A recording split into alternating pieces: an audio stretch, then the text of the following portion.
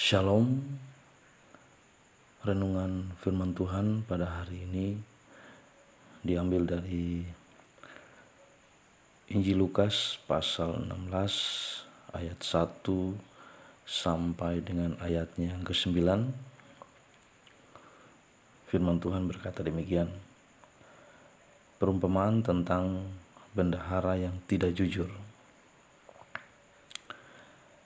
Dan Yesus berkata kepada murid-muridnya, ada seorang kaya yang mempunyai seorang bendahara. Kepadanya disampaikan tuduhan bahwa bendahara itu menghamburkan miliknya. Lalu ia memanggil bendahara itu dan berkata kepadanya, apakah yang kudengar tentang engkau? Berilah pertanggungjawab atas urusanmu, sebab engkau tidak boleh lagi bekerja sebagai bendahara. Kata bendahara itu dalam hatinya, apakah yang harus aku perbuat? Tuanku memecat aku dari jabatanku sebagai bendahara. Mencangkul aku tidak dapat, mengemis aku malu.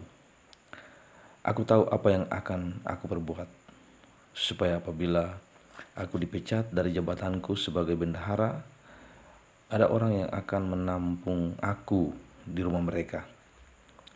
Lalu ia memanggil seorang demi seorang yang berhutang kepada tuannya. Katanya kepada yang pertama, berapakah hutangmu kepada tuanku? Jawab orang itu, 100 tempayan minyak. Lalu katanya kepada orang itu, inilah surat hutangmu, duduklah dan buat surat hutang lainnya sekarang juga, 50 tempayan. Kemudian ia berkata kepada yang kedua, dan berapakah hutangmu? Jawab orang itu, 100 pikul gandum. Katanya kepada orang itu, inilah surat hutangmu, buatlah surat hutang lain, 80 pikul. Lalu Tuhan itu memuji bendahara yang tidak jujur itu, karena ia telah bertindak dengan cerdik, sebab anak-anak dunia ini lebih cerdik terhadap sesamanya daripada anak-anak terang. Dan aku berkata kepadamu, ikatlah persahabatan dengan mempergunakan mamon yang tidak jujur, supaya jika mamon itu tidak dapat menolong lagi, kamu diterima di dalam kemah abadi. Saudara yang dikasihi Tuhan,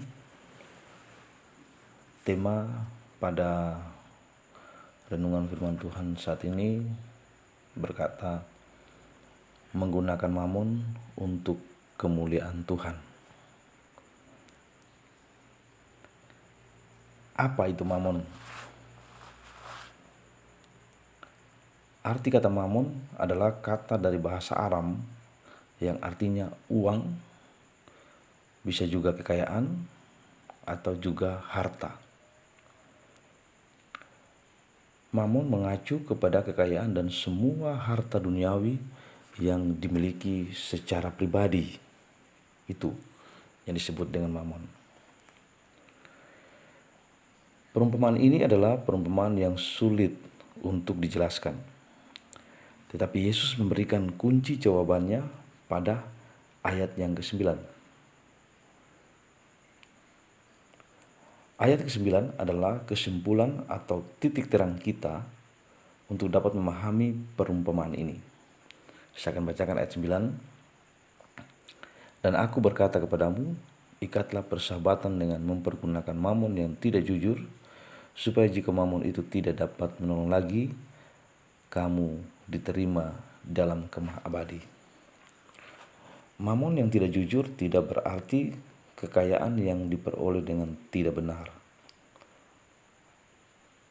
Tetapi kekayaan itu menipu. Kekayaan menipu pemiliknya agar percaya bahwa itu adalah miliknya.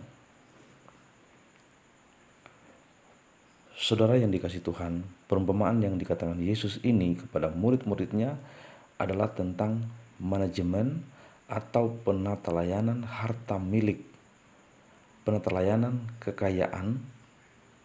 Orang kaya dalam perumpamaan ini adalah gambaran Tuhan, sedangkan bendahara atau penata layanan adalah gambaran kita semua, di mana kita diberikan beban barang yang pemiliknya adalah Tuhan.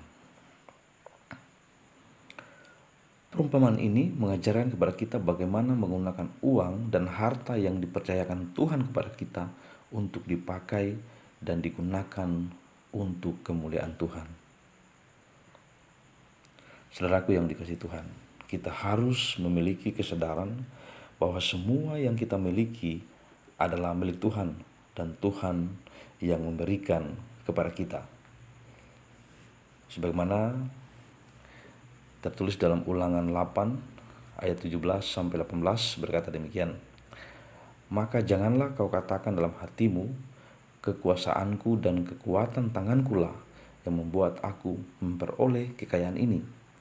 Tetapi haruslah engkau ingat bahwa Tuhan Allahmu, sebab dialah yang memberikan kepadamu kekuatan untuk memperoleh kekayaan dengan maksud meneguhkan perjanjian yang diikrarkannya dengan sumpah kepada nenek moyangmu seperti sekarang ini.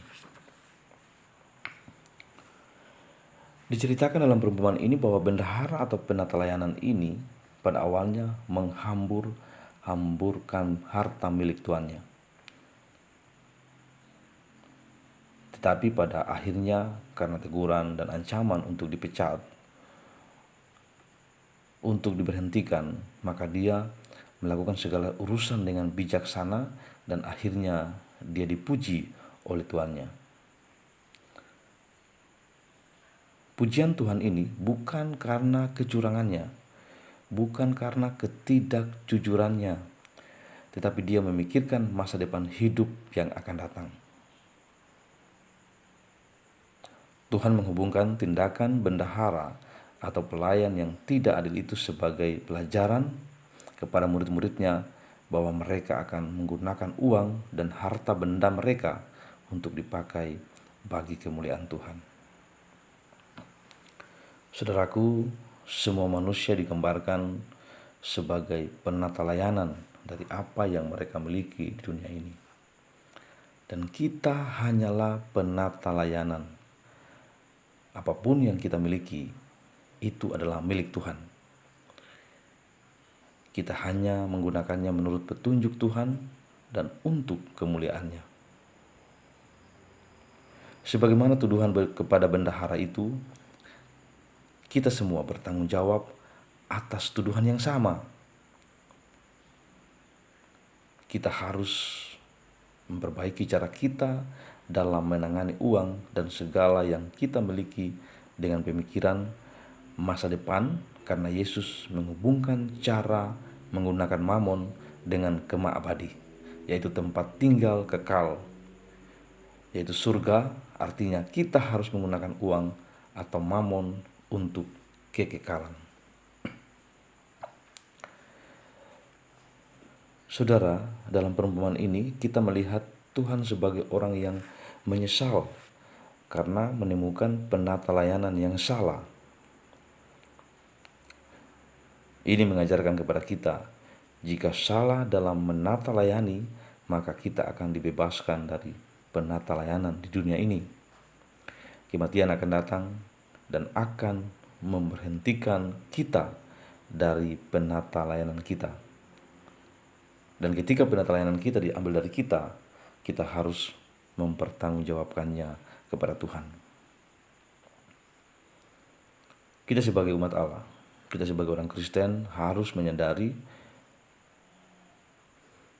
bahwa kita bertanggung jawab kepada Tuhan atas cara kita menggunakan barang dan uang kita. Di mata Tuhan, kita bukanlah pemilik hal-hal ini, melainkan pengelola dan penata layanan. Kita adalah milik Allah, baik ditinjau dari sudut penciptaan maupun dari sudut penebusan. Ini ditulis dalam 1 Korintus 6 ayat 19-20. Jelas bahwa kita dan apa yang ada pada kita adalah milik Allah. Saudaraku yang dikasihi Tuhan, Ketidakjujuran bendahara ini bukan tujuan perumpamaan. Sama seperti perumpamaan hakim yang tidak adil sebagai gambaran Bapa Surgawi. Bahkan Yesus menyamakan kedatangan dirinya dengan pencuri. Mari kita lihat bagaimana komentar Matthew Henry mengatakan, pelayan yang tidak adil ini adalah contoh bukan dalam hal menipu tuannya, tetapi sebagai contoh perhatian kita dalam hal-hal rohani. Jadi intinya bukan pada penipuan bendahara atau penipuan penata layanan itu, tapi perubahannya dan menggunakan harta kekayaan tuannya untuk membantu, untuk menolong orang lain. Sebab ajaran Yesus mengutuk setiap tindakan yang tidak jujur. Pengambilan posisi dan hak istimewa manusia ini melambangkan tindakan kematian, di mana Tuhan mengambil dari kita semua berbagai karunia, harta milik, dan segala kemampuan besar ataupun kecil yang dengan kita dipercaya selama hidup kita. Hari pemecatan kita akan menjadi hari kepergian kita dari kehidupan ini. Saudara yang dikasihi Tuhan, kita sebagai bendahara atau penata layanan harta milik Tuhan telah diberikan kita masing-masing sesuatu untuk dilakukan dalam rumah tangga Tuhan.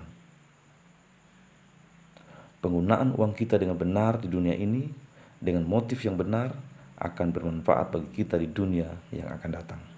Mari kita lihat dalam Matius 6 ayat 20 berkata, tetapi kumpulkanlah bagimu harta di sorga ngingat dan karat tidak merusakkannya, dan pencuri tidak membongkar serta mencurinya.